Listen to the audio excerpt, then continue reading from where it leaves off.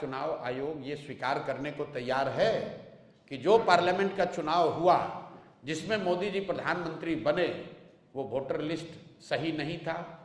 क्या वो फर्जी लोगों के वोट से बने? आज बिहार में मोदी जी की और नीतीश जी की ही सरकार है, तो आपने ये कैसे अलाउ किया कि बांग्लादेश से लोग आकर यहाँ रह रहे हैं? प्रशांत किशोर ने वोटर लिस्ट पुनरीक्षण पर उठाए गंभीर सवाल। बोले, क्या चुनाव आयोग एक स्वीकार करेगा कि 2024 का लोकसभा चुनाव फर्जी वोटर लिस्ट से हुआ है?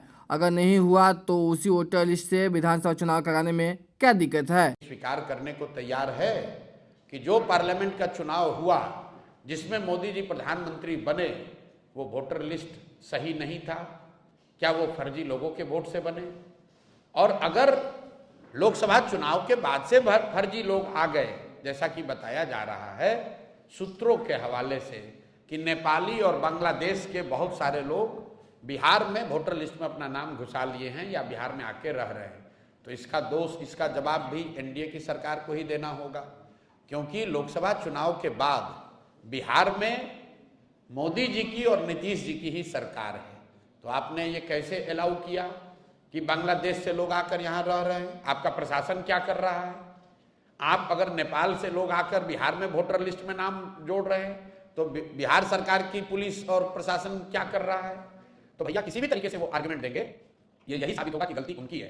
ये पूरा बखेड़ा इसलिए खड़ा किया गया है कि एनडीए को, सत्तारूढ़ दल को ये डर सता रहा है कि 30-35 बरस के बाद बिहार में लोगों को एक नया रास्ता दिख गया है, और खासकर उन लोगों को जो प्रवासी मजदूर हैं, जो गरीब हैं, जो इस व्यवस्था से के मारे हुए लोग हैं, जिनको इस व्यवस्था और इस भ्रष्टाचार से की वजह से जिनका जीना दुभर है, जिन जो जानते हैं वो कभी भाजपा को, लालू को वोट नहीं देना चाहते हैं, अब लेकिन मजबूरी में देना पड़ता था, उनके सामने एक जनसुराज का नया रास्ता, नया विकल्प मिल गया है। तो अब भाजपा वाले, एनडीए वाले कोशिश कर रहे हैं कि इस तरह के युवा, इस तरह के प्रवासी मजदूर या समाज के वो वर्ग जो भाजपा एनडीए के खिलाफ वोट देने वाले हैं, उनको वोटर लिस्ट के शुद्धता के नाम पर उनको परेशान किया जाए और जहां तक हो सके उसका नाम काटा जाए। मेरा आपके माध्यम से लोगों से एक अपील है, आप घबराइए नहीं, कोई चुनाव आयोग आपका नाम नहीं काट सकता है।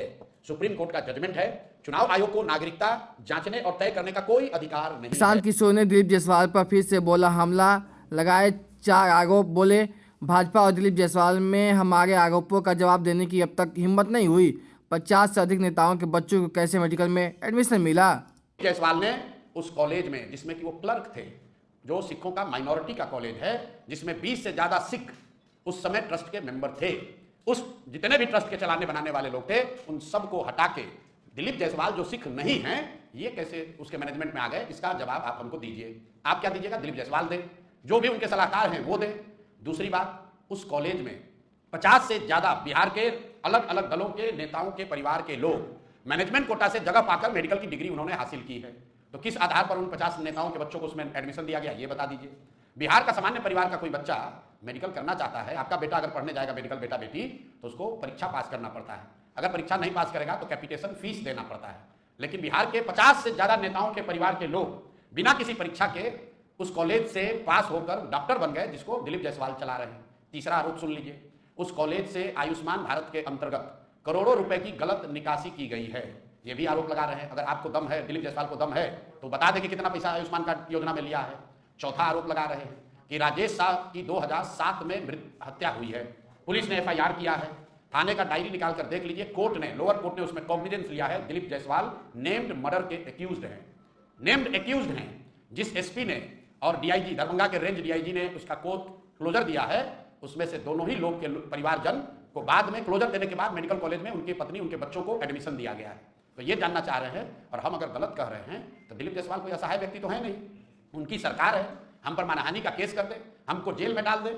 अभी तो इतना दम नहीं है कि मुंह से बोल सकें। दूसरी बात, केस ना किए हैं। 18 से पहले दिलीप जायसवाल की माफियागिरी का दूसरा किस्त जारी करेंगे कि सीमांचल के एरिया में इस आदमी ने और क्या क्या गलत किया है। चाल चरित्र चेहरा का बात करने वाली भाजपा, उसका अध्यक्ष, उस पर मर्डर का जैसे संगीन आरोप हैं।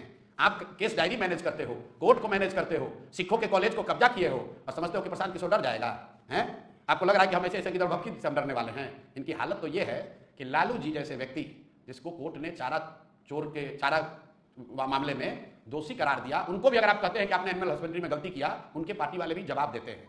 दिलीप जायसवाल का मुंह अभी तक खुला नहीं है, डर के मारे, और आप जैसे साथियों की मदद से भी नहीं बेचारे बोल पाएंगे।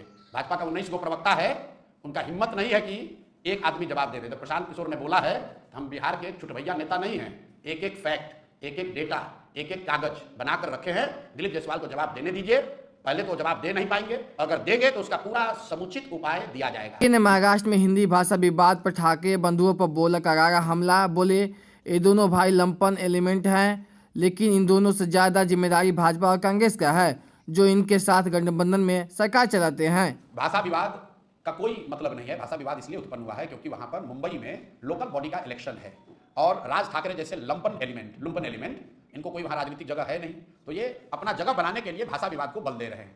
और इनके साथ उद्धव ठाकरे जो चुनाव हार गए हैं वो दोनों एक साथ आए हैं। क्यों? क्योंकि इनका राजनीतिक भूमि खिसक गया है। तो अब राजनीति में वापस जगह बनाने के लिए दोनों भाई मिलकर ये प्रयास कर रहे हैं। लेकिन ये दोनों लोग दोषी कम हैं, ज्यादा दोषी भाजपा और कांग्रेस है। क्यों? क्योंकि महाराष्ट्र में सरकार भाजपा की है। उद्धव ठाकरे राहुल गांधी के मित्र है, उनके गठबंधन के, तेजस्वी यादव के गठबंधन के हिस्सा है। आप बताइए, आप युवा हैं, मुंबई में किसी बिहार के साथी को, भाई को मारा जा रहा है, तेजस्वी यादव ने उस पर कोई बयान दिया? क्या राहुल गांधी ने जवाब दिया कि भाई उद्धव ठाकरे के लोग क्यों मार रहे हैं बिहारियों को, या क्यों गाली दे रहे हैं हिंदी भाषियों को, क्यों मार रहे हैं? बताइए, आप लोग सवाल क्यों नहीं पूछते हैं? ये बात इसलिए ये लोग नहीं बोलते हैं कि राहुल गांधी आते हैं सीमांचल में, आप लोग जाते हैं कवर करने, एक जाकर वीडियो देख लीजिए। कांग्रेस के मुख्यमंत्री हैं रेवंत रेड्डी, तेलंगाना में। वीडियो पर कहा उस आदमी ने कि बिहारियों का डीएनए तेलंगाना के लोगों के डीएनए से खराब है, ये लोग मजदूरी करने के लिए ही पैदा हुए हैं। वो आदमी अभी मुख्यमंत्री है और उस दल के नेता राहुल गांधी आकर यहां वोट मांग रहे हैं, और किसी की हिम्मत नहीं है आप में से कि ये पूछे कि भाई अगर हम लोग का डीएनए सिर्फ मजदूरी करने का है तो सर आप बिहार में वोट मांगने क्यों आए हैं? आप तेलंगाना में ही राजनीति कर लीजिए।